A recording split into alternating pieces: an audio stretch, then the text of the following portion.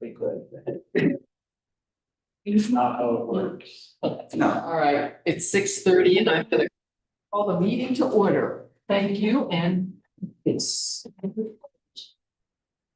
I pledge allegiance to the flag of the United States of America and to the republic for which it stands, one nation, under God, indivisible, with liberty and justice for all.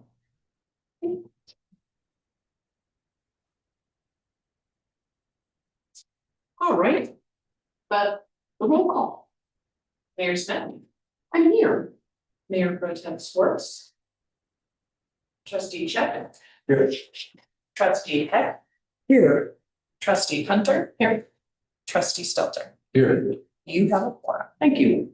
I would, can I have a motion to approve the agenda? But before I get that, does anyone have any changes they'd like to request for the agenda?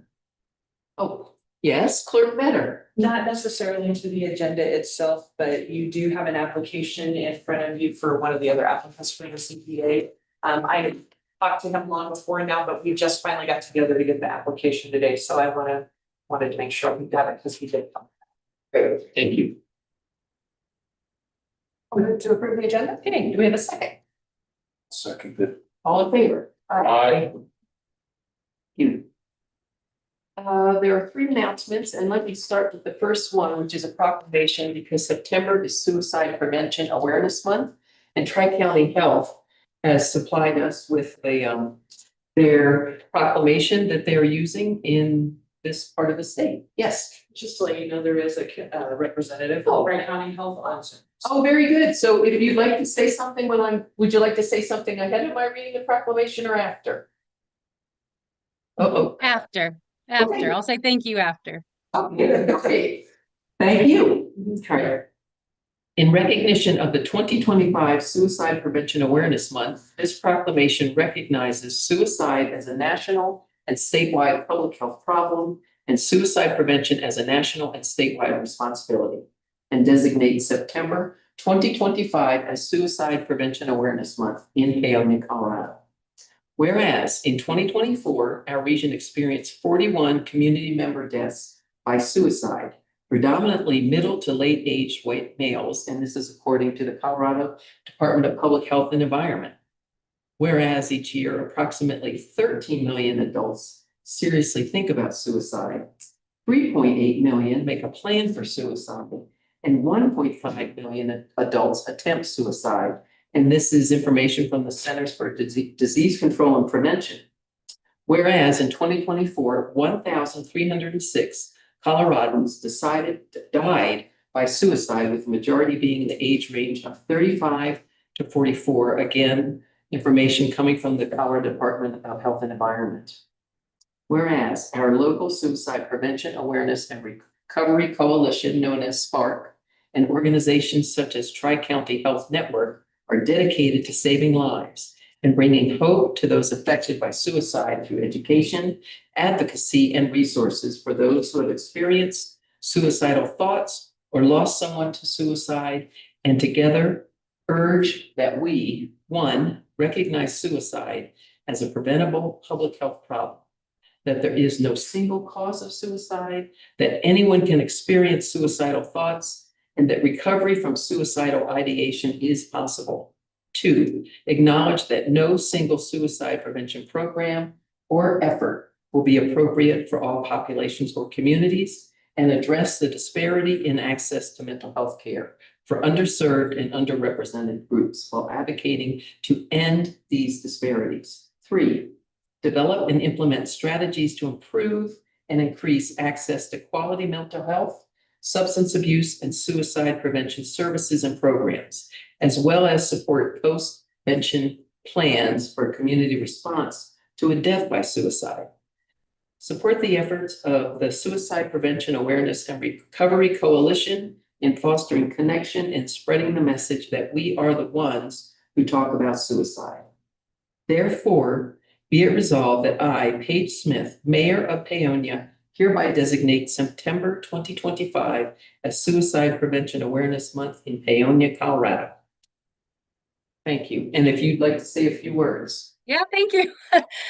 Thank you. My name is Jamie. I coordinate Spark, our local suicide prevention awareness and recovery coalition. So thank you very much for helping us talk about suicide, for putting this just on everybody's radar. The more that we can talk about it, the easier it gets for individuals to reach out for help and know that they're not alone in what they're experiencing. So thank you as somebody who works in suicide prevention and also as somebody who has had suicidal thoughts themselves.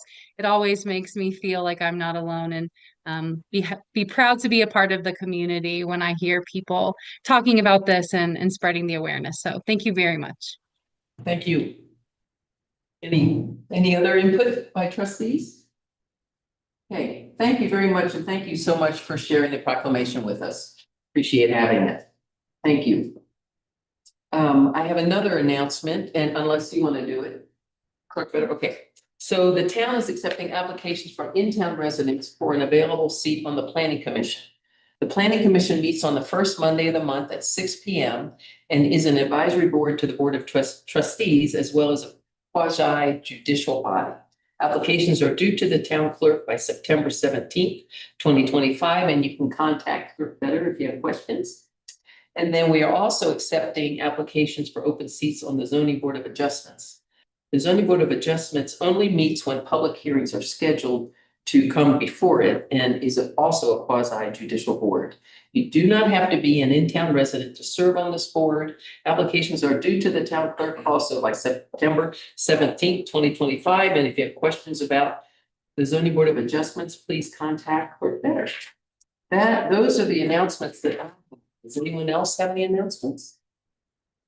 Okay, if not, we'll move on to our open public comment portion of the meeting where anyone in the room or who may be participating by Zoom who would like to speak for 3 minutes on any topic that is not on tonight's agenda. You are welcome to raise your hand and I will recognize you, come up to the podium, or I could recognize you on Zoom. And if we have 2 members of the audience, neither of which appear to have anything that they'd like to speak on. Is that correct? Okay, and then I don't see any hands on Zoom. So, okay, then we'll move on to the consent agenda. So we have quite a few things on here. First is the August 26th regular meeting minutes, license renewal for the Blue Sage Center liquor license renewal, a special event liquor license for the North Fork Valley Creative Coalition for the Mountain Harvest Festival for the Grand Avenue portion of the weekend, and then a second license for the coalition having to have liquor at Town Park for the Mountain Harvest Festival, and our September 9th, 2025 disbursements. So there's a lot there. Are there any questions on anything from any of the trustees? Oh, I have trustee a Hunt. comment more than a question. One thing that I would like to see added is a conditional approval to sell 2506. Just honoring the police department's request that there be an additional alcohol checkpoint at the backside of Police Park. That was in the request for additional information. Great. They usually don't have any issues whatsoever doing anything like that. They're very cooperative with us. Anyone else? Okay, and I don't think there's any particular things to comment on the disbursements either. Stefan, there wasn't anything that was unusual. We didn't have anything to stick out, yeah. Yeah, so, all right, if somebody would like to make a motion to accept the consent Would agenda. you like to make a motion to accept the consent agenda with the condition on cell 2506 that they add an additional alcohol checkpoint per the request from UNPD? Second? Second. No, we have dueling seconds. Go ahead. Okay, trustee Beck, second. All in favor? Aye. Hey, thank you. And so we'll move on to staff reports, and Town Administrator Wynn, you are first. Sorry, give me 1 second.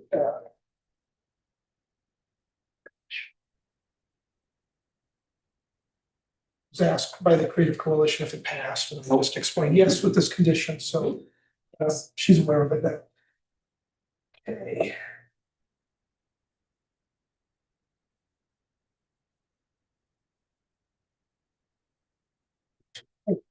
So the report is actually smaller than what it looks like.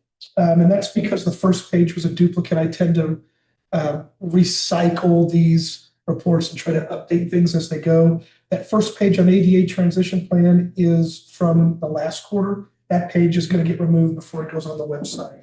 The next page is an update. And so a lot of the work has been completed. A lot of the data collection has been completed. We do have draft policies ready to go. We also have been given a lot of information as to the state of just about every public place that the town operates and things that need to be addressed. There are significant things that need to be addressed that we need to start budgeting for, not just in this building, but at Town Park, Apple Valley Park, and just about everything that's open to the public, including the museums. They also did a look at the Historical Society's museum by River Park. So there are things that we're going to have to start budgeting to update. The next steps are that they're compiling and finalizing their draft transition plan and self-evaluation report, that they are going to start a public engagement process, which includes surveys, community meetings, targeted outreach to individuals with disabilities and advocacy groups. And then they'll give us that final draft that we can review, ask for changes, or then get it out for final adoption to the board. They did give us a little bit of a breakdown on 10 different facilities or public areas and when their estimated remediation needs to happen. Public rights of way, I think, is going to change because Public Works said, hey, look, some of these things just aren't feasible for us to do like immediately. There's just funding that needs to be secured for it. And so some of those deadlines are going to be changing as well, that are coming with that ADA transition plan. We know we have messes with our sidewalks, curbs, and gutters, including our ADA ramps. Some cases we have no ADA ramps at intersections. We got to fix that. I will say, and I don't want to take off on Nikki's report, but our guys have been learning how to do ADA ramps at different intersections. She'll talk more about it. Our Fifth and Grand realignment project. This is a big update since we did receive that build grant. We did have what we call a 95% complete meeting today. I wasn't able to attend, but Nikki was able to attend. There were some things that came out of it. We are going to be able to use all of the funding that we've received as long as we split up and create a very, very clear scope of work so that we're not double dipping into federal funds. So that being said, we are able to use all of that funding to cover the entire cost of that project, except for our match, that $33,000 that we have to match based on revitalizing Main Streets. Our RFQ is out. So if you remember, we did do a sole source purchase where you approved SGM as being the construction management, QA, QC, and owner's representative. Because we got that build grant, rather than eat $380,000, we decided we'd want to put that through the process so that we could get federal funding for it. So it has to be a competitive bidding, competitive RFQ. It's going back out. There's nothing precluding SGM from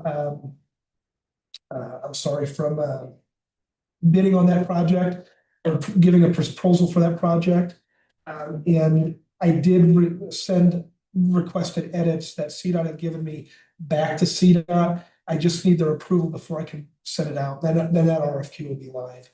We have a lot of RFQs out right now, and this will be the last one that's kind of been waiting to go out once I have CDOT's approval to go for it. And then this timeline, I think we'll be able to meet. I might have to adjust.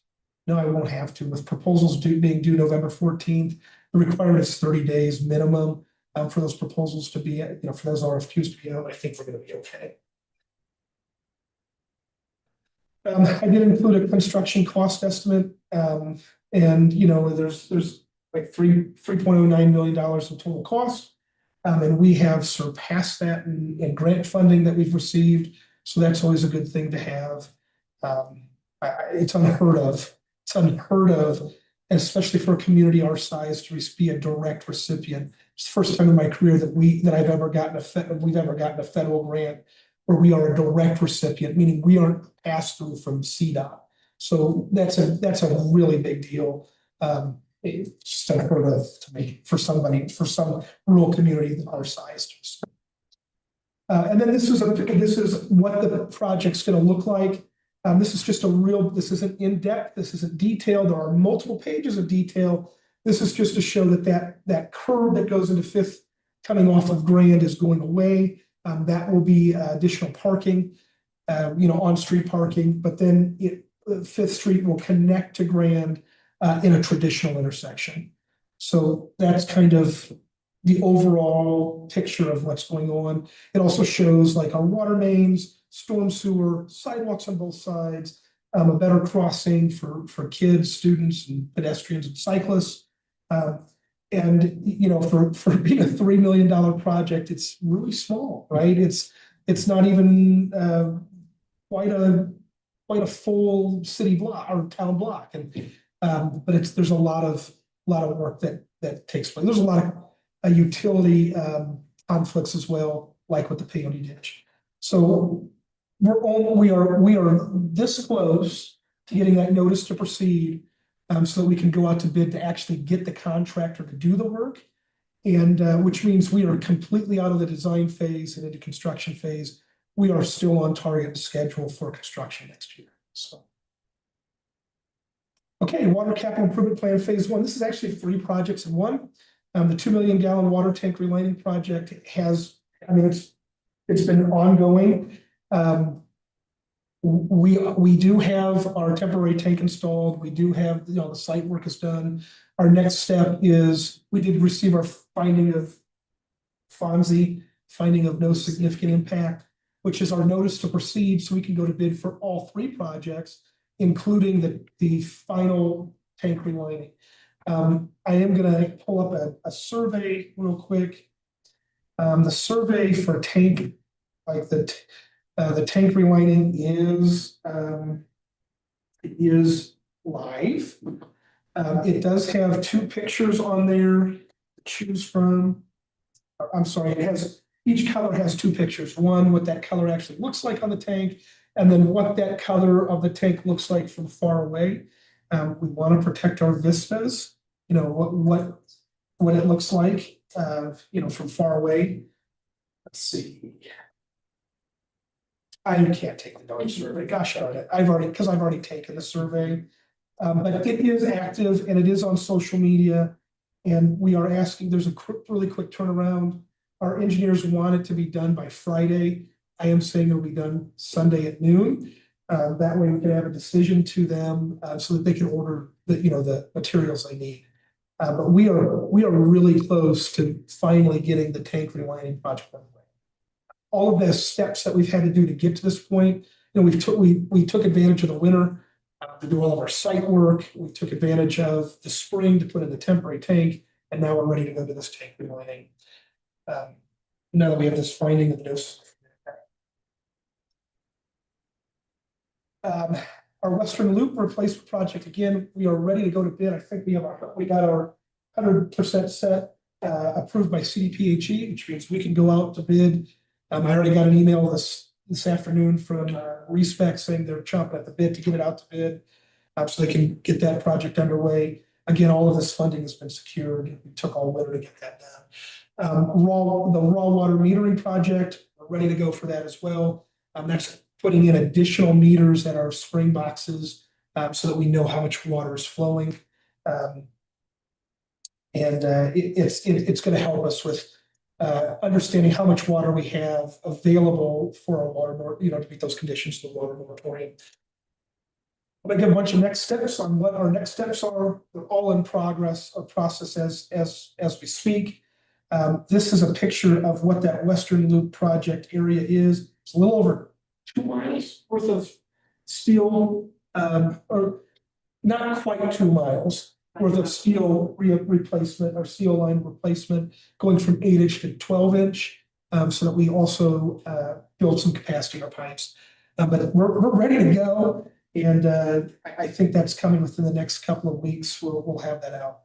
One of the things that I haven't really kept up on, and I think it's due, is quarterly report of our hydrogeological study. A lot of work has been done. Brush clearing has been passed. We have the Water Smart, that next piece out for an RFQ that this hydrogeological study is going to help to inform. And the 2DR, that resistivity testing is complete. And they are now just taking all of that data, building that report, and going to get it back to us. But our hydrogeological study, as I said, it's nearing completion as well. If you remember, last winter we had I think it was last December, we had a progress report from from Wright Water Engineers, and they were saying, hey, we still have this 2DR study that we have to get done. That's done. We thought it was going to be a lot longer than what they needed. They got it done in a week, for like 3 or 4 days, actually. So in July, and now they're taking all that data and making our study complete. I do want to say that I did put in for our grant reimbursement for our temporary tank. So this is drawing off of that EIAF Tier 2 funding for our tank relining project. I've already done one, and that's with site work. We received that. I did push this one through. It's our second request, and it was a request for about $126,000. This is important for what's coming next, because it's going to look like our water fund is way underwater. It's not. We have revenues that are still coming in, and we have plenty of fund balance to float these projects until we get those reimbursements. This is our bank account. So these are our what we currently have in the bank as of September 2nd. You'll see that between last month, all accounts, we had about $6.1 million in all of our investments and all of our accounts. And as of September 2nd, we had 6.4 in it. So it's a positive increase that we're seeing here, month over month. The grant worksheet has been updated. I did take off the comprehensive plan since it's done. Hallelujah. It's now, we've received all of our funding from that as well, closed out. And then we're going to continue to, we'll continue to track all of our funding as we move forward. This also has the build grant on there for about $1.9 million, which we haven't touched yet. We don't have a contractor yet, but all of those things will be filled out once we move forward.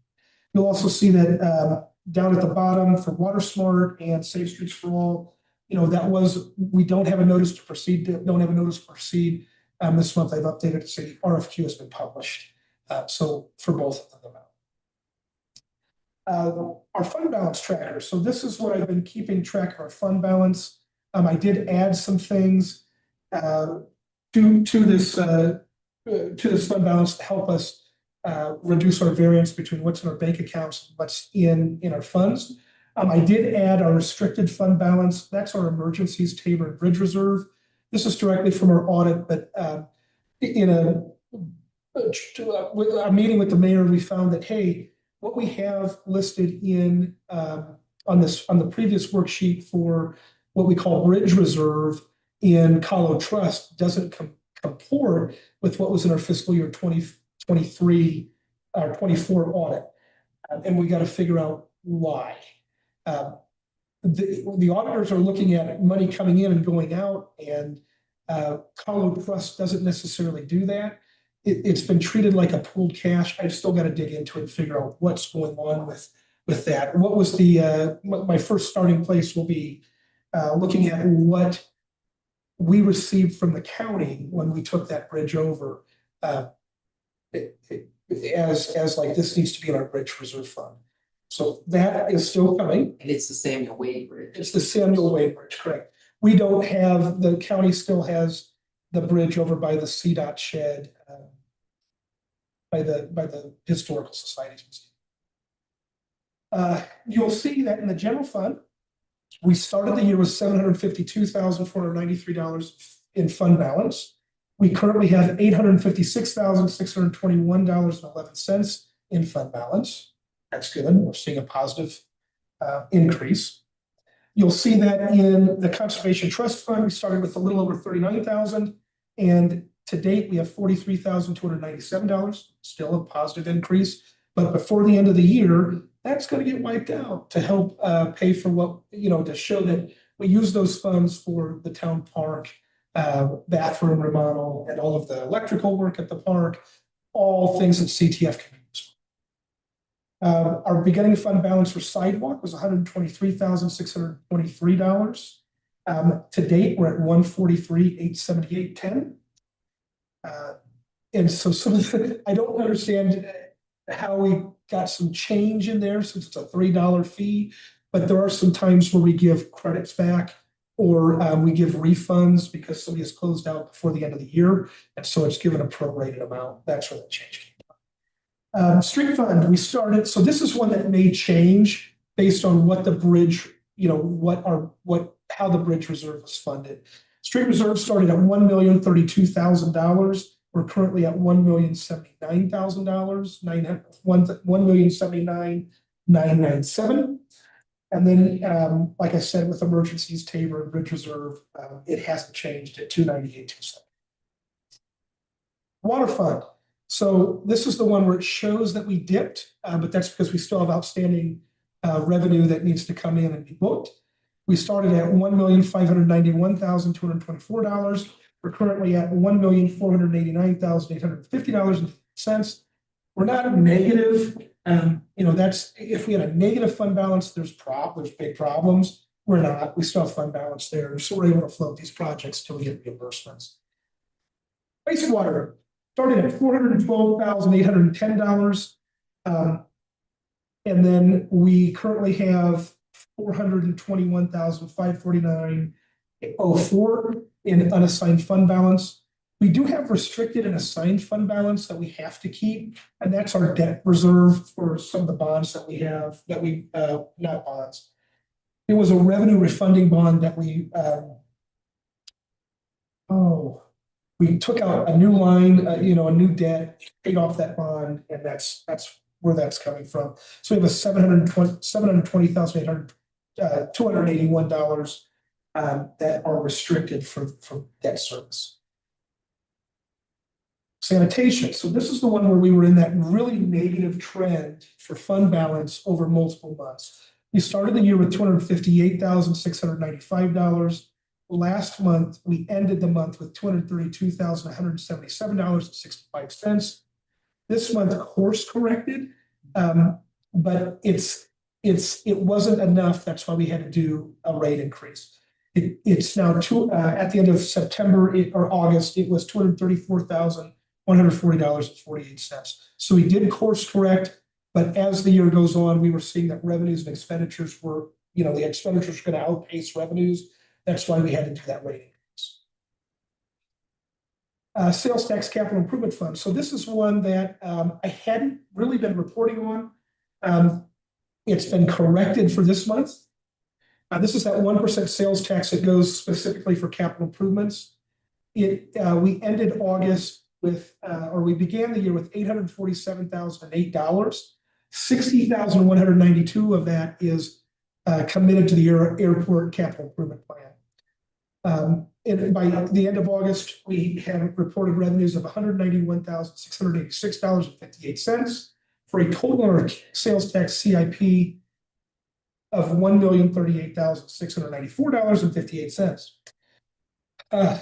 I say all of that to say, for the first time ever in 3 different states, I can say with 95% confidence, we know what money is in what buckets. But it's a big deal. So we have this total all bank accounts of $6.4 million, and our total all fund balances a little over $6.3 million, which means we have a variance $76,381. This is going to be normal. This is huge. This is like checks that have been booked to our GL that shows expenditures, but haven't come out of our bank account yet because the company hasn't cashed them. And it could be interest that we've seen in our Colo Trust accounts that we haven't yet booked into our general ledger just because of timing. This is huge. This variance is, it's minuscule. It's pretty good. So I can say with confidence that we know where the money is in the appropriate buckets. Then if you look, there's a lot that changed with this monthly budget actuals. I'm sorry for taking so much time to go over it. But there are some asterisks that I want to explain in expenditures. So like in the admin department, there, I made budget adjustments so that each individual line item wasn't over budget.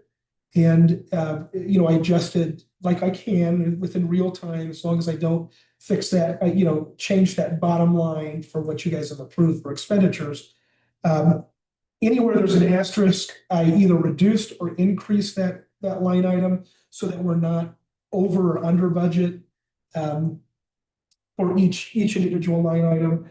The only change that I made where it was between departments was from my department to the PD, and I transferred $10,000 from admin. I reduced it by my department by 10,000 and increased the police department by 10,000, all within the general fund to cover the Motorola Solutions contract that was for multiple months. So there's no budget amendment needed. And that would be in a line item for equipment in PD. It was actually under, let me see, contract services, 104242. And so like with PD, anywhere there was an asterisk, I adjusted it, either reduced it or increased it so that by the end of the year, we're not over budget in that line item. Ultimately, it looks like we're going to be under budget. And then I did that for just about every department making those changes. The reason I did that is so that these department heads, when they're making purchases or thinking about purchases, can look at it and say, okay, I've got a finite amount here, and this is as much as I can spend. That's the reason for it. If you remember, our auditor said, hey, you really should be doing budget adjustments and then a budget amendment to either increase or reduce based on your current levels of service and expenditures. And that this is helping us in real time figure out where we are. That's it. Unless you have any questions on what has been done. Like this is the one where you're going to see like, oh, there's this net loss, but not really because we have revenues that we're anticipating. Which one are you pointing to? Water. Water, thank you. Yeah. And trustee Do Hunter. I have general questions for the administrator, not necessarily tied to the finances, or if anybody has any others? The hydrogeologic study. Mhm. What is your best guess on when we are going to get answers to know either way, whether we will be able to lift the moratorium? So the company line that I've told the front office is, we don't know yet. What I can tell you is that the hydrogeological study, the engineers that are doing that hydro study are not our engineers for water. Those engineers, the engineers for the hydro study is Wright Water engineers. What'll happen is once they have that study done, it'll go to our water engineers respec, and they will review it and hopefully make a determination. But I can tell you that they're going to be hesitant because we don't yet have the raw water metering completed yet. So how much more data is Respect hoping for in that regard, do we know? I think we asked that question in most of our meetings, and what they come back with is we need the hydro study, we need the raw water metering so that we can collect data. And then they're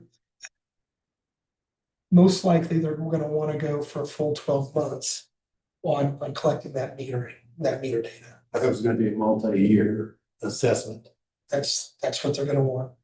So then, from the hydrogeologic study, the water budget that Wright Water is going to provide, that should be coming to us end of this year, beginning of next year? I don't know if I found that question. Basically, what the answers from the hydrogeologic study, what that all boils down to. They're getting us a draft. At least have the information October 13th, I think that meeting. So should have a draft. That's what you're saying. Thank you. It's a little bit. One other question for the administrator, where are we at on that code rewrite? So now with the comprehensive plan done, we have sent that information to our consultant.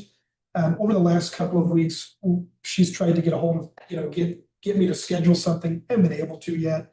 But today, I think, or sometime this week, our clerk sent, hey, here's what we need. Here are the ordinances we've changed since 23. Here's what he needs to be able to start reviewing, which is a summary of the changes that our consultant has already made, so we can start moving forward with some other change, some of those things. So she's got availability in her schedule right now. She's just waiting on information for us. Correct. Thank you. Yes. And I have a question, it's related to the hydrogeological study. Are we gonna be able to get real time or weekly data on the water flows coming up here very shortly? So, so it wouldn't be with the hydro study, it would be with the raw water metering. And, the meter that we're looking at is, something it's a standalone solar powered, that has satellite connection. Because we do have some that are so remote, I mean, you can't get anything other than satellite. And they're like standalone packages. And so that's something that they're trying to put together for a couple of those sites that are so remote. And yes, it is as real time as it can get. I think it's like within 15-minute increments. So that's fine. My concern is when we start the relining of the tank, that we don't get oh my God, we're gonna run out of water and have to hold an emergency meeting and have an emergency ordinance or resolution. I can't say that won't happen, because I don't know. But as of, I think the water flows right now are pretty good, right? Is it? They're Normal for this time of year-ish. Well, They're a little bit lower, but we're doing okay. The plant still turns off at night. So okay, that's good. That makes me feel better. now, once we finally tie in, start draining the 2 million gallon tank, that may not be the case with the temporary tank. That's why we have water restrictions. Yes. Hopeful. Other questions that might have prompted from the answers? Okay. We will move on to, why don't we go ahead and do Public Works? Let me get there. Do this to me. Got it.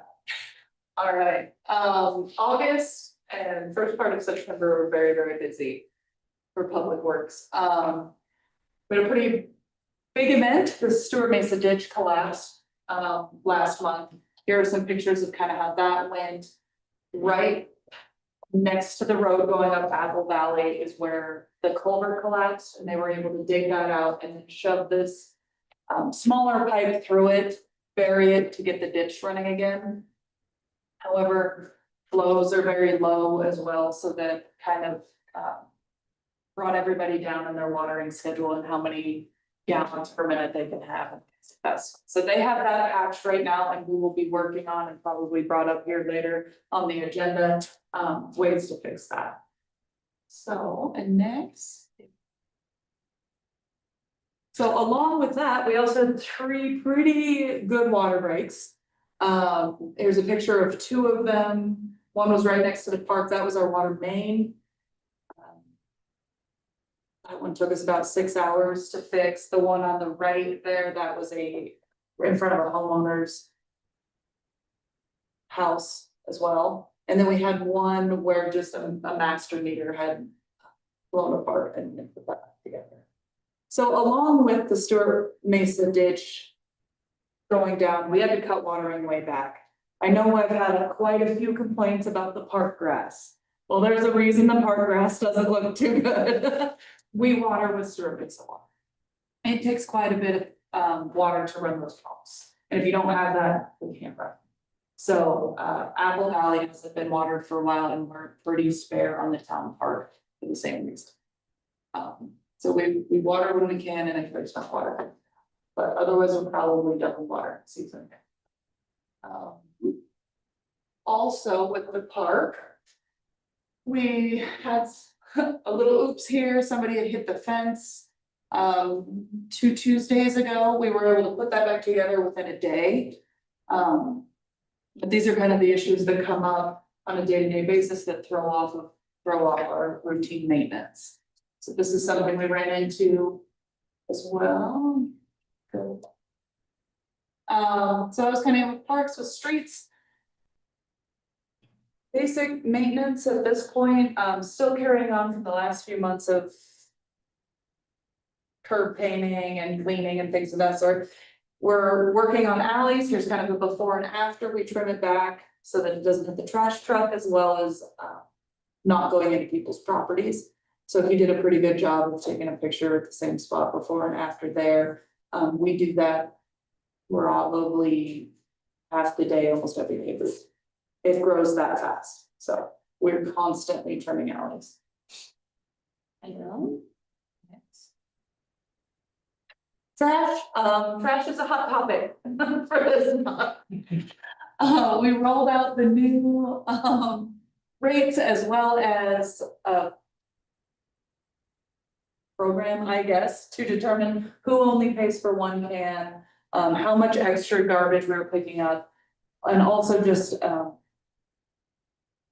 the state of cans and things that these guys are having to deal with. So I wanted to point that out. We all kind of saw the flyer, especially if you live in town, it should have been tagged on your can. If you scroll down just a little bit, these are the issues our guys are running into and the reason behind some of these regulations. We have people who just don't even have cans. It'll just go in a box and scattered amongst the ground. They're picking that up. We have an abundance of cardboard or waste that takes up a large amount of room in our trash truck. This is all yard waste here and a reason why we're cutting it down. That's just one stop. Is that much yard waste? So we wanted to kind of give we wanted to give a visual of why this is happening, why we are cutting it back. It's a lot of volume for free. For one, and we're taking it to the land. So we're gonna try to start changing on that. And then other just random, I was able to give a presentation to the Rotary Club last Thursday. They wanted a kind of general overview of what Public Works does. I had done this before when I worked at the mine, so they were pretty excited to have me back. And they had lots of good questions, mainly about sidewalks. And no, it was really good and they were really thankful, so they enjoyed it. And then another thing, we also signed up Derek for the Water Academy, so he will start moving through that to work towards his first water license. Who does the Water Academy? What's that? Who puts on the Water Academy? That's what it's called. the Oh, Water is it Academy. through the, It's not through CPA.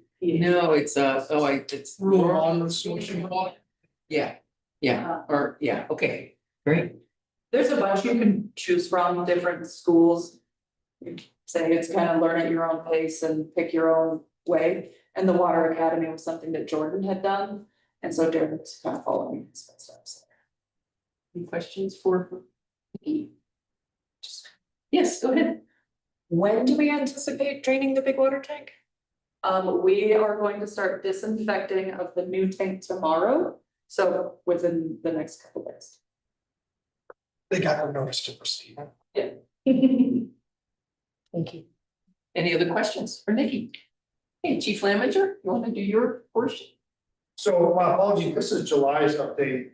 I currently have the August update here and I'll include that in the packet for the next meeting, so you guys can look at that along with water. For August, we had members of the department attend the Delta County Night Out event at the Hotchkiss Fairgrounds. That event was part of the National Night Out campaign, which is a community building campaign that promotes police community partnerships. We just want to say thank you to all the agencies for together to put that on. That was a very wide-ranging event. Almost every law enforcement agency in the county was represented there. EMS, fire departments. We had a lot of first responders at that event, so that went very well. I believe moving forward, that's going to be a rotate event. Next year will be at Cedar Edge, but telling you we'll come up on that schedule and we'll be hosting that this summer. Officer Seeley successfully completed drone operator training. He's currently studying for his drone pilot's license test. Once completed, Officer Seeley will be the department's sole licensed drone pilot. So we're looking forward to having another officer who is. We previously had an officer who was licensed to fly that. We haven't had one now for about 18 months. Forward to getting a pilot back and using that piece of equipment again. All members of the department have been periodically stopping by PK to introduce themselves, students and new faculty members. We also participated in back to school safety drills to staff PK preparation for this new year. Every year they have new staff, new kids in school. So we try to make it a point to get all of our officers up there so they recognize who they are, they can see the faces, staff becomes familiar with us. It's just a point of emphasis for us to be visible up there. Finally, department personnel attended the CIRSA sponsored law enforcement roundtable in Alamosa. These are training classes that are instructed by CIRSA legal counsel team members. They provide legal updates, best practices, case law review to law enforcement agencies. These classes are tremendously helpful for us because we get feedback from CIRSA about cases they have finished litigating, what they're seeing, kind of what's trending with Colorado law enforcement from the legal side. So that information is fantastic for us, and we're happy to put that on. It's pretty dense stuff, but it is very helpful. Any questions? Yes, trustee Blair. Do we really have a kidnapping? Or is that like a custody dispute or? I mean, like that just. That's an active investigation still. Okay. But I will be happy to provide an update on that. Yeah, I saw that. Anyone else?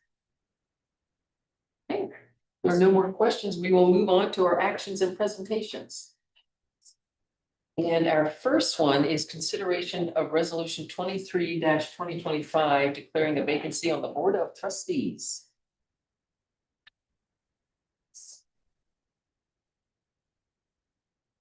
See, who wants to be the speaker on that?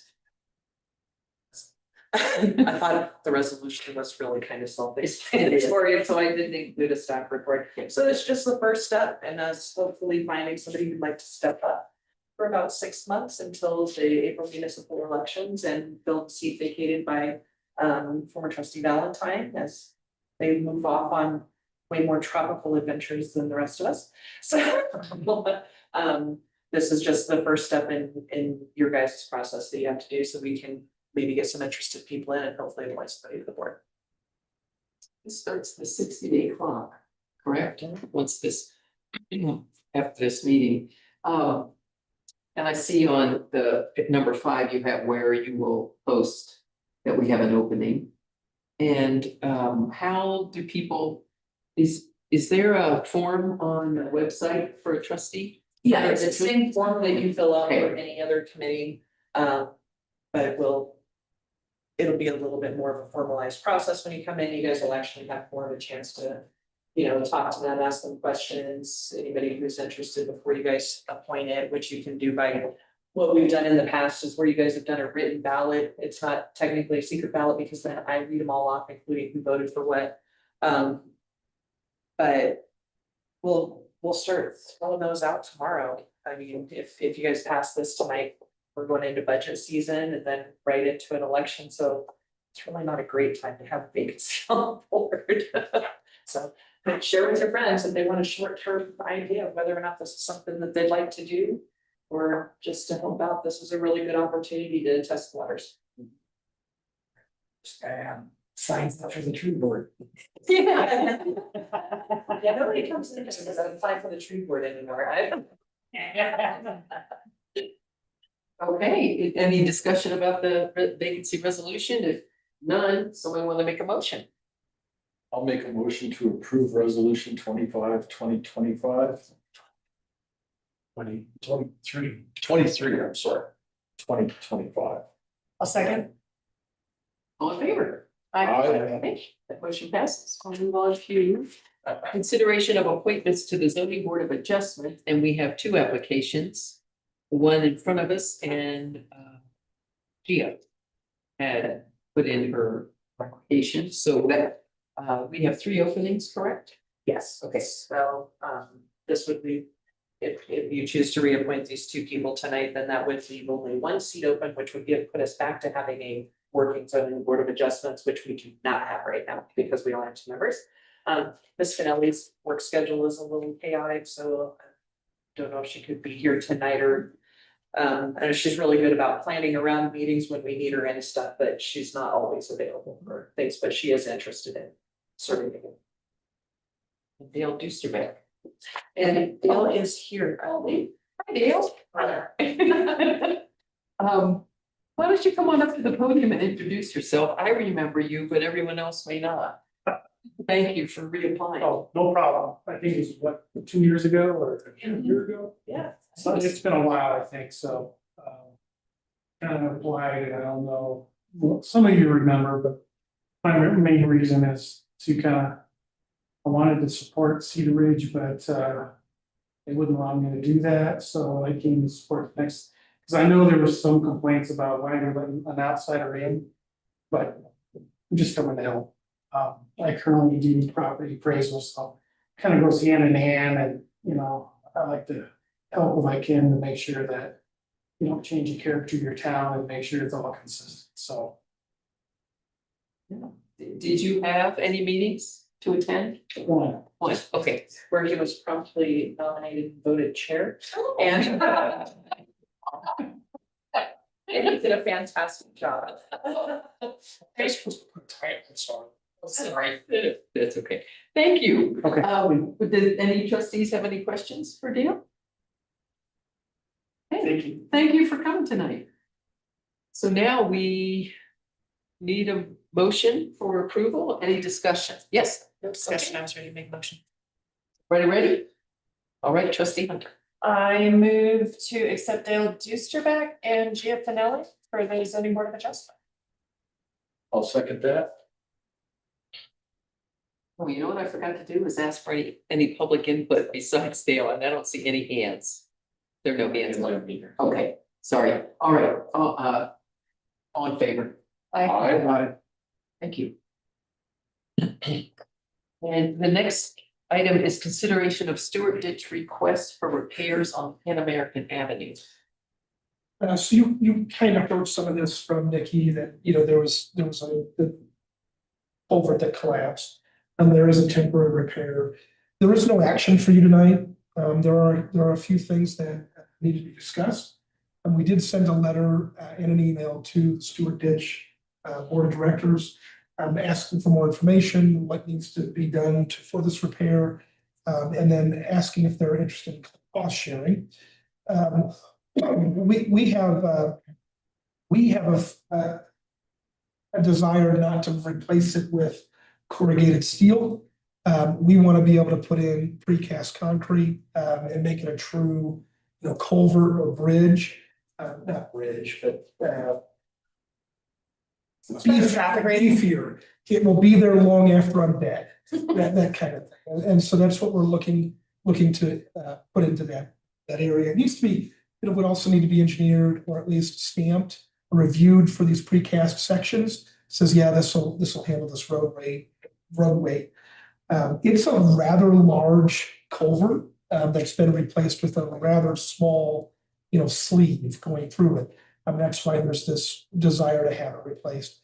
I'm still waiting for a follow-up from the Stewart Ditch group. And I may reach out again to say, hey, let's have a meeting. But I haven't heard anything further from them after I sent an email and then follow that email up with it being a certified letter as well. We're willing to work with them. We want to get it done. We understand that, you know, the roadway was given to us. Pan American was accepted as a subdivision. And we understand that those people further down the line rely on that water. I mean, it's their livelihood. It goes to their farms and ranches. So we're trying to work with them, but I'm still waiting. One thing I didn't mention when we chatted about it was the cows will be coming down from the hill and they need water. Cow water. Now one cow will drink about 20, a dry cow will drink about 20 gallons a day. They just don't want to buy the water from us. And we don't want them to. We don't, right, understandable. So I'm hoping that we come to some, you know, negotiation or decision soon.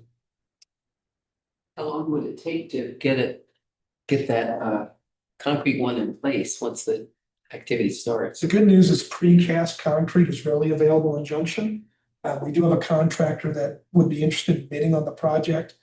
The issue is that my approval level is, 10,000. This project is estimated to be 125,000 plus. So, we would have to go through that formal bid process. So what's happening now with everyone downstream of that? They're getting water, it's just restricted. Okay. So it'll have to be good. Correct. Yeah. Other questions? Oh, it's much bigger than that, it's except for. Yeah, it's gonna be a 16. Yeah, 16, yeah, probably. Yeah, we got it, I'm on the Stewart ditch and so are you, and we got that email from Susan Miller and it's a long ditch, it's a deep, long and 6 foot. yeah, Wow. It's and big. it's been replaced with, I think it's 12-inch 12-inch. PVC pipe. There's still flow going. Those are the cows are doing. Yeah. That's pretty fixed.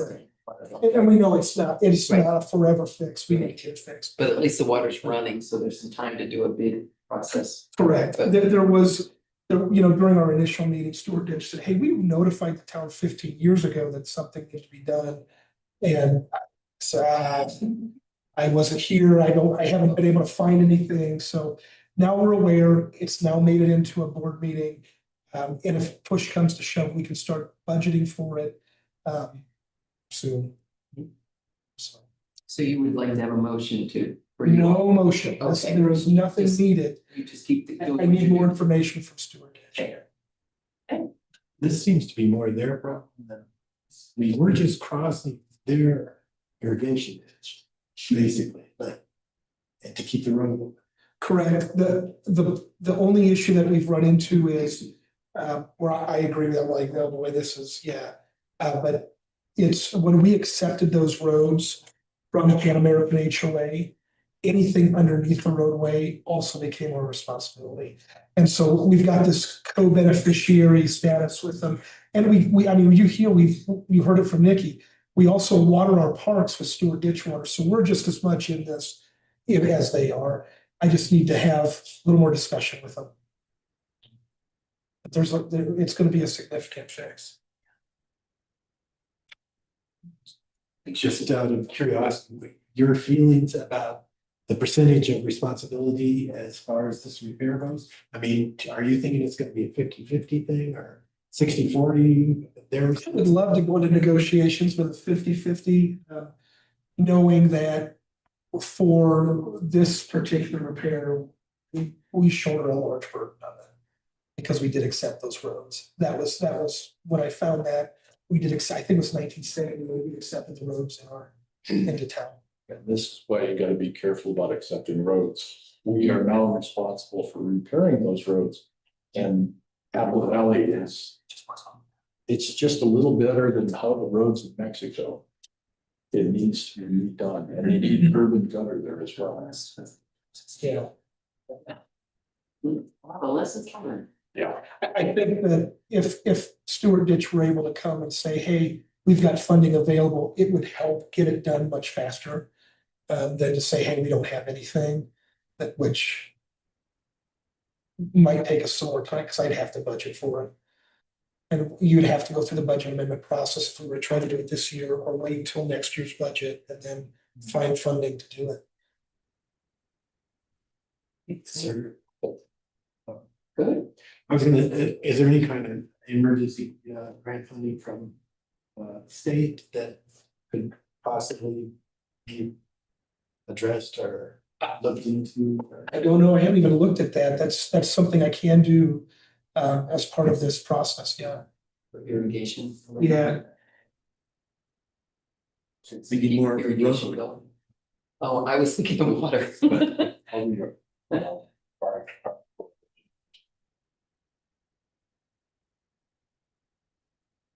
Yeah, that's something I can look into. Okay, that'd be great. Let's see. Yeah, we all want that water to keep flowing. Okay, any comments from the audience? All right. Okay. Moving on to item number 4, consideration of peak water services quote. Yeah, this will be me again.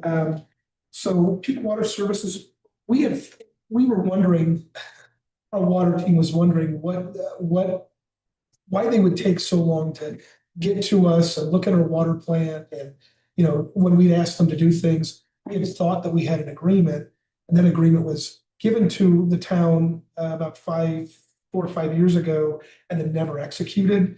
It was never brought to the board for consideration. And this is for quarterly pump maintenance and inspections. So this is at our drinking water treatment plant. When I found that we didn't have an active agreement, I asked that we get one immediately. And so that's where we're at right now. This was the next available board meeting for us to put it on. This is a quarterly preventative maintenance and inspection process for the 7 pumps at our water treatment plant. The cost is, I want to say it was like within my approval limits. But because it's a multi-year, the cumulative effect of that multi-year agreement says that it needs to come to you for approval. So that's why it's here. And then knowing that there's going to be another proposal that comes with this that we're going to talk about in budget workshops for changing out all of our switches from pneumatic to electronic in our water plant. And that's desperately needed by water guys. They really want to see that. So Peak Water Services would do the same. They would be the ones doing that. Question, Just a quick question. Is any of those pumps on warranty yet still? Oh, they're so far past warranty. Just, okay. Been a couple that I think have also been built. We may have one that's still under warranty. I don't remember if we replaced it since I've been here. Yeah. But it's still running fine. We found that I think this was the one that we had to have an electrician come in because we got wired in reverse. It was like running the wrong direction. And then when they switched the wires, it ran the correct direction. What would be the cost of switching a motor out? I don't know yet. So once to switch a motor out, I don't know, but I can tell you to buy a new pump, as we saw with like the aerators at the pond, they get expensive really quick, like $20,000, $30,000, $40,000. These pumps, it's much cheaper to maintain them than to replace. Replacement is supposed to be what, 20 years? Or 15? I think it's, I don't know. I don't want to misspeak, so I don't know. But It's the mileage, not the years. yeah, there's that too. They don't run constantly, but Okay. replacing one of them. Just curious. Expensive. So we also really want to get this in place before the tank goes offline, the temp tank comes on. Yeah. Because we anticipate that the water plant will operate 24/7. more with the reduction in our storage capacity. Any other questions about that? Anybody in the audience or online? Okay. Would someone like to make a motion? I think you had it set up, need a motion to move ahead, correct? Steph? Correct. To approve the water treatment plant quarterly service agreement, Peak Water Services. I'll second that. Okay, all in favor? Aye. Aye. Great, Thank you. get that going right away. And then last but not least, the topic that was brought up 2 meetings ago. I know. I know, it's all good, and I forgot about it last meeting, sorry, trustee McAvoy. So, I put together the report just because, I kind of understood where trustee Heck was coming from and put in right now what the fee structure is according to our fee resolution.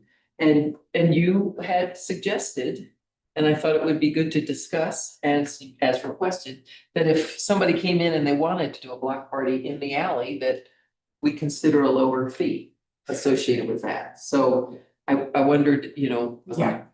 if you want to Well, that's an discuss issue. what you to want to be- discuss. That's an issue to be discussed because Right. alleys aren't true one block. They're half of 2 different blocks. and in our back alley, it would be Poplar and Box Elder together.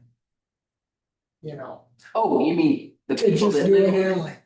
So is it could you do a 2-block party together? Maybe they could divide up the alley halfway or something like that, segregated or combined, whatever they choose. But that's what it'd have to be because people do park, so you need permission from a block that's probably not invited. It could be. And there's that, yeah. And then there was another issue I ran into. I like to double check everything. And the insurance requirement, and Stefan can explain it better than me. The insurance I carry insurance with would not insure a block party. They would insure a block party if we held it inside my house, which that ain't gonna happen. Yeah. And anyway, I asked Stefan earlier today if we could run something through the state program. You can explain that better than I can. Yeah, so we run some risks, right? We could do it through SURSA. Say, hey, you're gonna pay us block party applicant for this rider policy on our, for these block parties. But let's say something were to happen. Somebody's car got hit or somebody decided to go through the alley because they were invited to block. Anything that could hit that insurance, we deal with something called an EQ every year when they decide if we're gonna have an increase to our premium. That EQ stands for experience quotient. It's something that goes into deciding what you could do.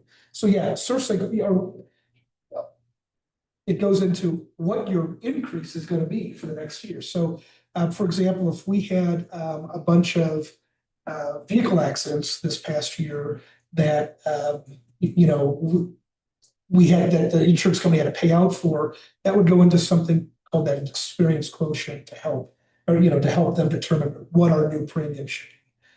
We can do it, we could do it, but that's really a decision for the board on how much liability you would want to take on. And then do we pass that cost on? I mean, ultimately, let's say that there was an accident or something that happened that deemed that policy in the alleyway, and our experience quotient went up. Essentially, that would mean that all taxpayers in the town would pay for that premium increase, and you couldn't just put it on those applicants. So that's something you could just they can do it. They can do it. It's just, do we want to go? Do we want to do that? And to speak on where there are 2 blocks, right?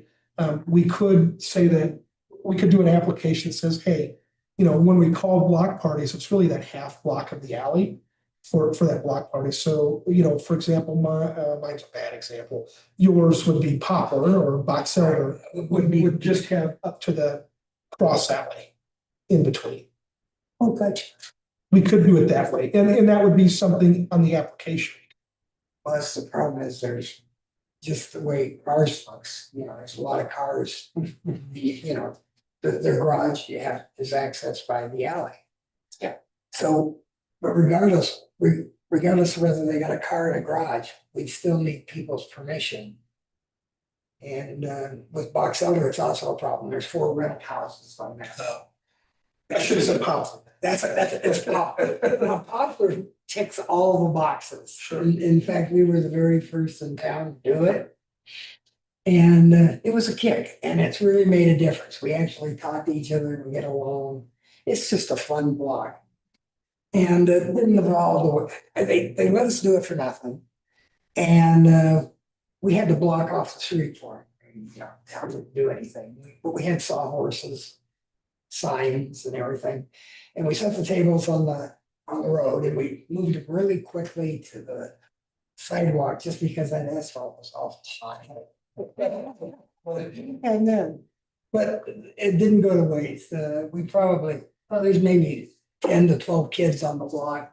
We had 50 just with their bicycles going back and forth. And they were having a good time. And there was a lot of adults and grumpy grandparents at the side keeping it in line. I didn't get any roses or anything. Yeah. Yeah, go ahead. So I'm selfishly interested in what you guys, are thinking, because I plan to bring a block party application to the board, since I'm the one that approves these special events. I'm gonna bring it to you for Halloween. So selfishly, I'm thinking, no, I could do it. This sounds great, but I didn't want to bring that. This is really a decision for you, but know that there is a special event application coming to you guys to be considered for a Halloween kind of block party in the alley. They do work. They're a good thing to promote. It's We it's did above it, my pay grade. I mean, we did it in Cheyenne for years. We did it in Cheyenne for years. You've heard me say, I mean, it was great. But they realized that they could not take the risk of having us on the public street. So we had to put them in our yards because I never looked into the insurance. Between an insurance. Yeah, and I never looked into it. We just moved it in our yards all sort of connected so we could have it in the yard. So I understand. It was really fun, but it's a risk. And, for the town of Paonia to take on the risk, I think I understood what the city of Cheyenne was talking about. That beer thing, we were so naive about block parties, we didn't know about the beer. But nobody wanted to drink in front of the kids, so I had at least at any given time, 3 gentlemen up in the flip hamburgers in the backyard. We could have been the street. We probably shouldn't have, but we did. But anyway, so I love block parties. But I do too. Go ahead. A question for staff. Is there any difference in staff time involved on whether the requested street closure for a block party happens in a street or an alleyway? So our code currently, what you passed already allows for it to be in alleys. And to change the fee schedule it's already made. It's a template that all we have to do is update the spreadsheet and then make it into the resolution. There's not much staff time involved in those kinds of things. But what I mean, so if 2 different applicants come to you, one wants to close Main, not on the truck route, and one wants to do an alley, is there any difference in staff time for each of those 2 applicants? Not really. I kind of sent you an email earlier about the North Fork or the Creative Coalition's application for Mountain Harvest to show you how the process actually works as we've implemented it. Since they aren't coming to you anymore for these special event applications, the code says it's up to our normal permitting processes now. We still have a staff meeting to talk about it, to come up with any considerations that need to be, relayed to the applicant. And then we, if we need more information, we ask of it. So not really, it's about the same kind of time. We haven't had any alleys yet. Like I said, I think the first one that's gonna come is what I'm gonna ask to be on the agenda next meeting. That's my personal one, since I can't approve my own stuff. Yeah, and if you think about it, do it in the alley, that cleans up alleys really quick. I got a lot of box elders I gotta get down. Oh, I'm sorry, no, my alleys really need to. So, Other thoughts? yeah, I don't think there should be much difference in the rates if you're considering a street. There's people on both sides of the street, or if you consider an alley, there's 2 groups facing the alley. So whether it's a street or an alley, I would think it should be relatively the same amount of staff time, same amount of. well, an alley would be safer. It's easy to block an alley. Protect people, your car might get bite, but yeah. But the staff It's time written to in approve it insurance is for what 5 it is. years. Yeah. Do you think the insurance would be the same for an alley versus a public street? I haven't looked at an alley versus a street. Yeah. But I would suspect it's about the same. If you can get one. I know you tried with yours. Any other comments? Before I ask another question. So the insurer that all the large events are using for their insurance with the town of Paonia. It seems to be the same company unless that form is just form. Do you know if it's the same company that all those forms are coming from? When Creative Coalition does their insurance? I just wonder if it, Oh, I think are you talking about the certificate of age? yeah, is it Yeah. the same company? No, it's not the same company. I think that's just a standard thing, because when we get that from Sursa, or we send one out, it looks exactly. Yeah, that's a standard insurance form. One of the boxes says the actual insurance company. Yes, it would be interesting to see if those insurance companies that are doing that for our larger events, if they would do it for a small event. I have not asked our insurance if they would. Yeah, insurance. State Farm. Like American Insurance, State Farm. State Farm. State Farm, okay, I'll, State Farm. yeah. Okay, and we'll call. I don't want an insurance company anymore. Yeah. Yeah, investment. Yeah. Oh, Money, selling and read. Any, Chief Lamager, any thoughts on block parties in alleys versus streets? So I'll just add this, we started asking other communities. We didn't hear from all of them, but a few of the communities said that they were having the event organizers carry their own insurance, which is something we discussed early on, but the route that a lot of the event owners were taking was, event insurance, like you would get for a wedding. Well, family reunion, so they had these policies, there's, we had a link, I'll be happy to send that to anybody that wants it, we had a link that they had sent us to verify. But one of the insurance groups actually had drop down boxes, and in the drop down boxes was a block party. Now, I don't know what the prices are, I don't know how detailed it was, but. It wasn't specific to like the homeowner cost, was like that, what they were doing was using event insurance. Yeah, event insurance, that's a good way to put it, okay. Thanks. Okay, I have no clue what to do next. And besides, I couldn't say it anyhow. I guess it's, You wanna just, just discuss whether you make a motion to ask for the staff to draft a fee schedule change, if I assume maybe it's whether the trustees think there should be any reduction for a block party. The, we could fee do an schedule. experimental just for a year or two, just to go free for a year or two, just to see what happens. I mean. Oh, you're set free? Just, yeah, well, I have what do you call it, that $250 check to cover this. Oh, the deposit. Yeah, that'll get an alley clean really quick, cause I'll have to, just see if it gets the alleys cleaned up. That's worth it. Well, since the alley isn't a public thoroughfare, it's access for the utilities and the residents of that block. I don't think it's nearly as much of a risk for the town to restrict the traffic on that. The only thing that I have is that in my alley that's between Onarga and Poplar, there are about a dozen cars that park on it constantly. And so you'd have to coordinate with the residents to make sure they didn't park in the alley for the block party, but that's a minor deal. I only know 2 people on Box Hill. Yeah. That. There's about a dozen. Occasionally, they tend to, when they have a house party or something, the alley gets blocked. So that's a concern, but for a block party, I don't see that it should be an expensive thing for somebody if you're doing it in the alley. It's not a public thoroughfare. And the town's exposure is pretty minor. Hell, it's park the dump trucks on both ends. That would be the end of that. Need a permit not to coincide with garbage pickup. Yeah. That would be it. Have to do it on a Saturday or Sunday. That would be the ideal day. Or to pick the day when they're not in the alley. They only come down our alley on Wednesdays. So as of right now, our fee schedule says that there's a $50 application fee and then $25 per hour of street closures. So if you guys were thinking of reduction of fees, my suggestion would be that only it would be an application fee, so we're still recovering some of that staff time to review it.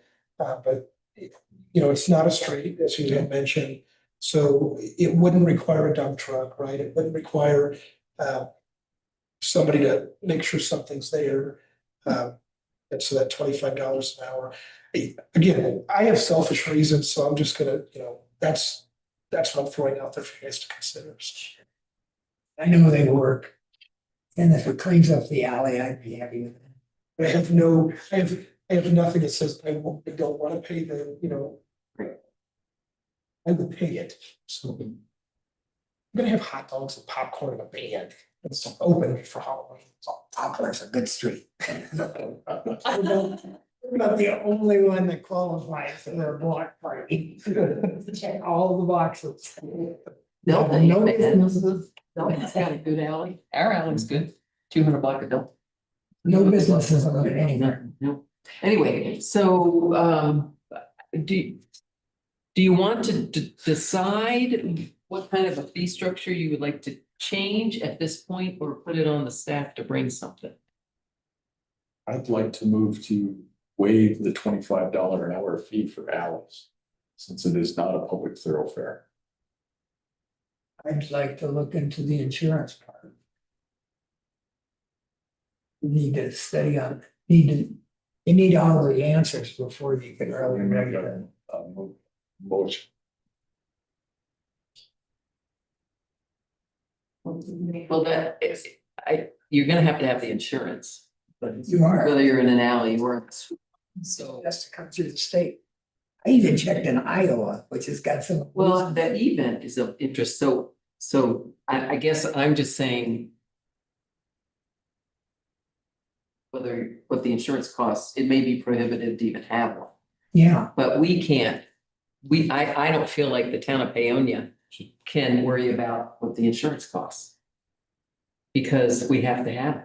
you have to have it, but as trying to get it through the town, you know, a 1 day thing. Oh, that's whole nother discussion too, which we can certainly have. Is whether the trustees feel like the town of Paonia's insurance should be used for these block parties. Okay, That's another one, but you made a motion. And could you repeat your motion? That we waive the $25 an hour fee for block parties that are held in the alley. Okay, I'll second that. all right. Anybody in the audience? Come on up, Marty. Well, I wouldn't, if I were the town, I wouldn't insure it. I think the group should do it. As a. There's no insurance. Well, you get an event insurance rider. I think that's how it should be done, just my opinion. I think I'm amazed there's so much interest in it. And I think alleys are often dangerous and have broken glass. You know. I don't know, just doesn't make any sense to me. So. If I were on the council, I would vote no. For the town to insure, but obviously they're so much fun. They are.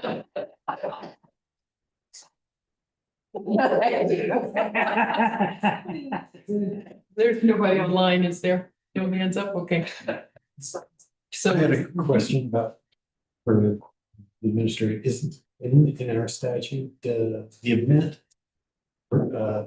Whoever is producing the event has to get the insurance anyway. That's right. Block party.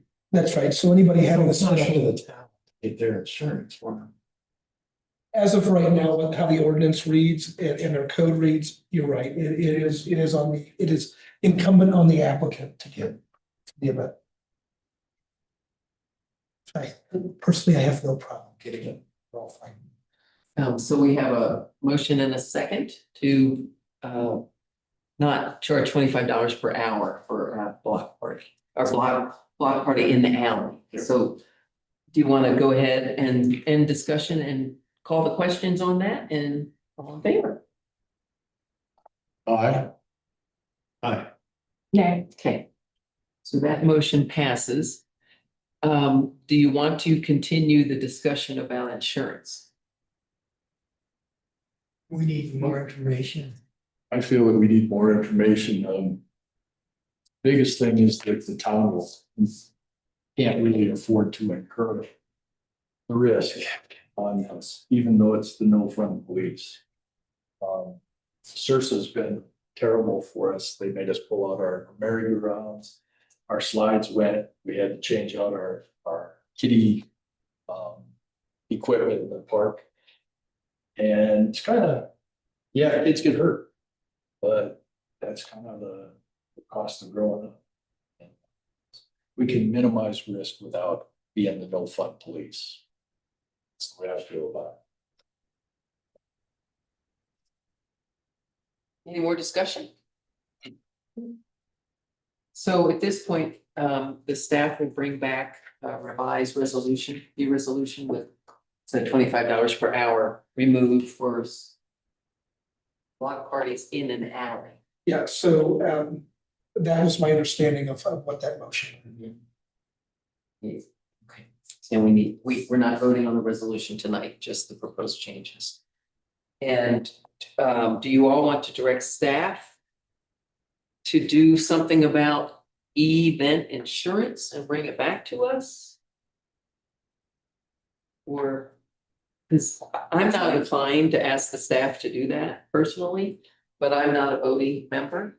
But if you all want to make a motion to That was that my effect. question about the persons who are sponsoring the event are responsible for their own insurance. Correct. And I would assume, since that's the case for block parties in the street, it would be the same for Yes. block parties in and out. So I don't think it's necessary to. Well, trustee Heck was wondering about. If there's, if you're required to get insurance, that's not available to a common person. I mean, my insurance company, which is one of the more popular insurance companies in town, will not insure a block party unless it's held inside your house. Period. So that's it. Yeah, but I suppose if I was gonna have a block party, I would do a lot of research and find out what's like. When you I would- mentioned somebody that would do it. Well, event insurance, and would you share that link that you had? Yeah, so it's as much a link as it was, what they were directing people to was, for example, Geico partners with Barkle for special events. Like weddings, the only caveat here is I don't know, we didn't go down this rabbit hole, but I don't know what the requirements are for pay. Right. Right, that's where everything's going to be. Yeah, we'll probably have to fill out all that information to get a quote.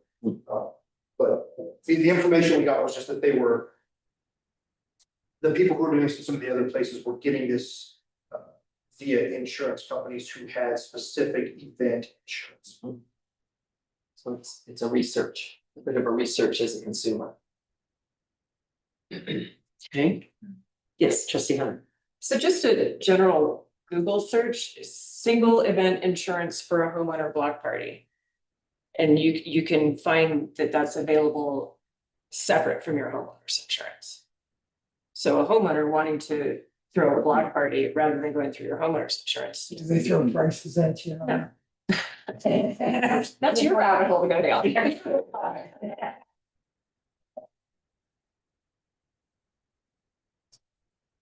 Right, any further discussion? You want to leave it where it is with the resolution being modified?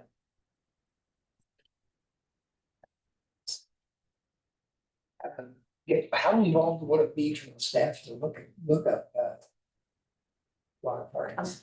How much am I asking for? Well, I have, yeah, staff time that, anyway, I would have to have Administrator Wynn kind of put that in the perspective of what all you have going on. And so what we discussed earlier was, like, I don't have State Farm, right? I don't have, I'm part of Farmers Union, and I sprung to be a voting member as well. What they can do for Colorado is they offer special event insurance for block party through a separate agency called FUSA Insurance Agency. And so they partner with them to offer that special event insurance. It can vary. So, right, if we're requiring $1 million liability insurance policy as a writer, it can vary by the amount of time that policy is held. So if it's 4 hours, it might be $100. It could be $1,000, but you could still get some sort of insurance. Well, $1,000 would be straw that broke the. I really want to have a hot dog and popcorn in the alley, so I might, Okay. My inclination would be to hold it outlaw one. So just do it. Don't close it.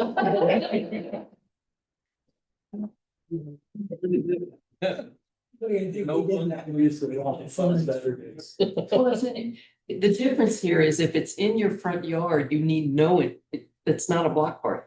You don't need You've got a permission. street and a kill street. That's No, no. an easement. That's an easement. No, if it's in your front yard, you're having a party in your front yard. You don't need a block permit, a party permit to have it in your yard. That's what I'm saying. We had to do in Cheyenne. We couldn't close off the street. We couldn't put tables in the street. We had to be in our front yard, which is our private property and we could drink away. So I'm saying, if you want to have it in your house, in your front yard, you don't need a block party permit. You don't need any kind of permit. Well, no, it's your own personal property, but you're not gonna block off the street. Oh, God, no. Right, so So the you kids still ride their bicycles, but well, that's They can their make own it. risk. But that's the difference, so that's the difference, Mike.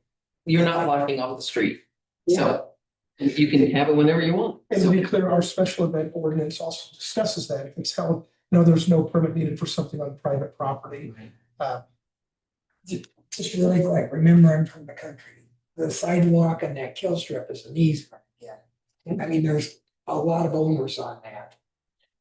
Would you need a permit if it involves a sidewalk, I would say so, yeah, so, but if you keep it in your front yard, front yard? which I did numerous times. Well, that can happen on top of it. Yeah, so that was our alternative. We didn't want to buy insurance, so that was what we did instead. So, Right here. yeah, Oh, yeah. so I'll do it on the Issue- easement. issue Sunny for him. So, do we have an ad hoc permit, report from the ad hoc short terms rental committee? I know Kathy isn't here. I didn't know if you had anything. I can give a brief rundown. So we did discuss how we were gonna operate, what our goals were. Those things were put on, I think you guys, he's pulling up the website. So we actually asked for something to be on our webpage so that we can follow along with everything that we're discussing. And then we also have decided that between each meeting, I think we'll have a survey. And that survey is to get feedback from people that wanted to participate, but may not have been able to watch the meeting or be at the meeting. And we collect that information. I think we close the survey tomorrow. We close it Thursday. And that's gonna keep moving forward as we have each meeting. We decided to have our meetings on the first and third Tuesdays of each month.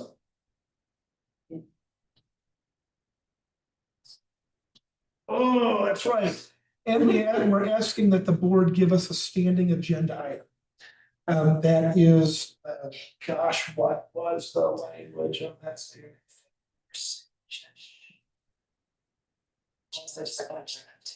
What's that?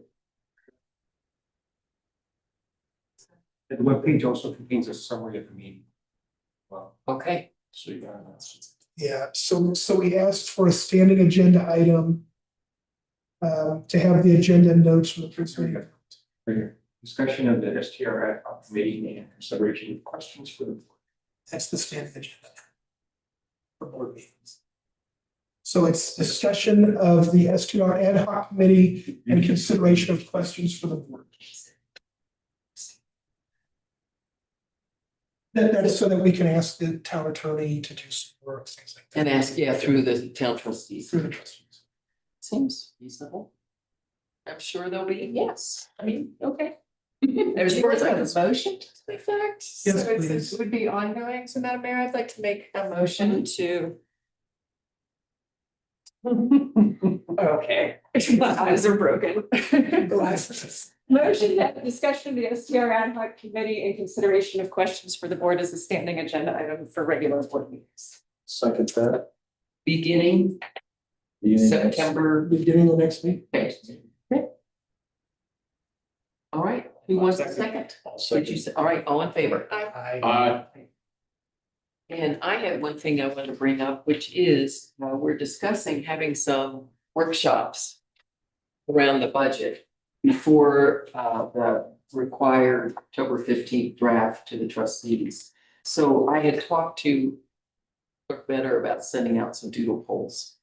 And I'm thinking, September 9th.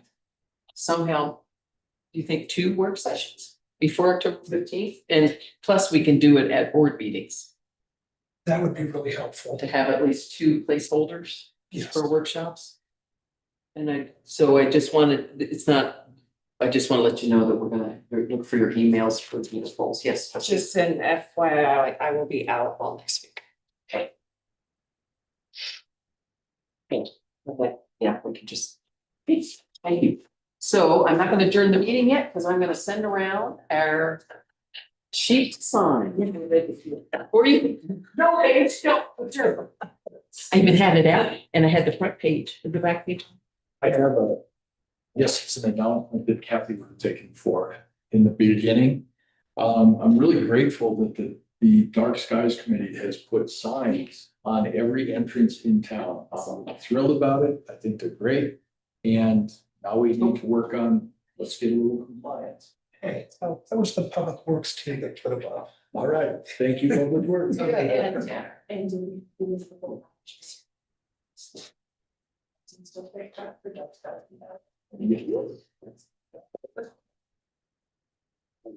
It was, Lynn, after the planning commission meeting yesterday, told me that they have a grant available for bringing like residential rights into compliance, and they have a 50-50 program that she's gonna try to get to me so we can get it on an agenda, probably the next September.